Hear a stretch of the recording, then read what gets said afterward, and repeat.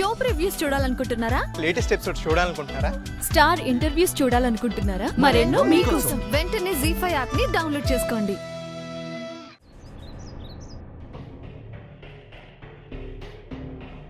అత్తయ్య, అసలు నాకు అర్థం కావడం లేదు. అది ఏం చూసుకుని అలా మెడిసిపడుతుంది? ఏ వంట చూసుకుని విర్రవేగుతుంది? ఏ ధైర్యంతో మావయ్య నా పుట్టినరోజుకి వాళ్ళ ఇంటికి వస్తాడు, ఆశీర్వదిస్తాడు అని నీతో ఛాలెంజ్ చేస్తుంది?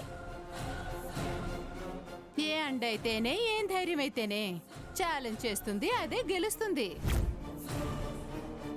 మన ప్రసాద్ అలుసు అంటే ధైర్యం. ఇంకా ఏంటని అడగడం ఎందుకు? అది ఛాలెంజ్ చేసింది అంటే ఎలాగైనా గెలిచి తీరుతుంది. నోరుమేవే. అది ఇది వరకు గెలవటం వేరు, ఇప్పుడు గెలవటం వేరు. అప్పుడు ఛాలెంజే, ఎప్పుడు ఛాలెంజే, అప్పుడు గెలిపే, ఇప్పుడు వదిలేవే.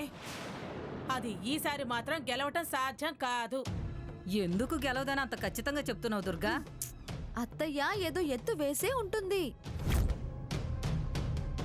దుర్గమయ్య లాంటి ఎత్తులు వేసినా అది దానికి పై ఎత్తులు వేస్తుంది. అపశకునం పక్షి. ఆ, కాస్త నోరు మూసుకోవే. అది కాదు దుర్గమ్మ, నేను ఇలా అన్నది నువ్వు నన్ను తిట్టాలని కాదు, ఓడిపోవద్దు అన్న పట్టుదల నీలో పెరగాలని. అది తలకిందులుగా తపస్సు చేసినా దాన్ని గెలవనివ్వద్దు అని. ఖచ్చితంగా ఈసారి అది ఓడిపోయే తీరుతుంది. గ్యారంటీ ఏంటి? నా కొడుకు పుట్టినరోజు ఇవాళే కాబట్టి. వారు కన్న కొడుకు పుట్టినరోజు కాదని మేనకోడలు పుట్టినరోజుకి ఆయన ఎలా పెడతారో నేను చూస్తాను. దాన్ని ఇక్కడికి పిలవ్వే. లేదు పిన్ని, పుట్టినరోజు పండగ అది అక్కడే ఉండాలి. అలా జరిగితేనే అది ఓడినట్టు.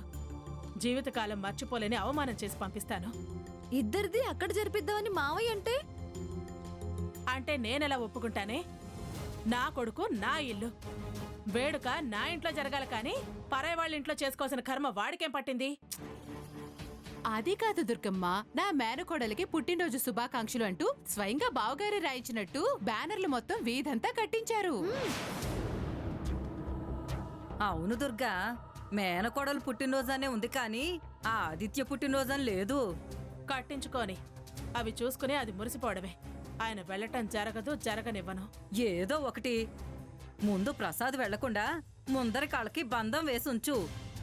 అవునత్తయ్యా, ఆ పనే చేయాలి. లేకపోతే ఆఖరి నిమిషంలో అది ఎంతకైనా తెగబడుతుంది, ఎంత మోసమైనా చేసి మావయ్యని పట్టుకెళ్ళిపోతుంది.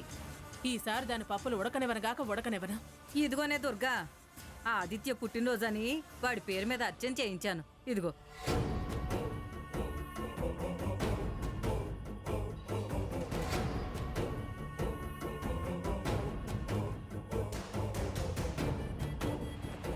ఎలా అయినా ఆ ఇంటికి వెళ్ళనివ్వకుండా నన్ను గెలిపించు స్వామి.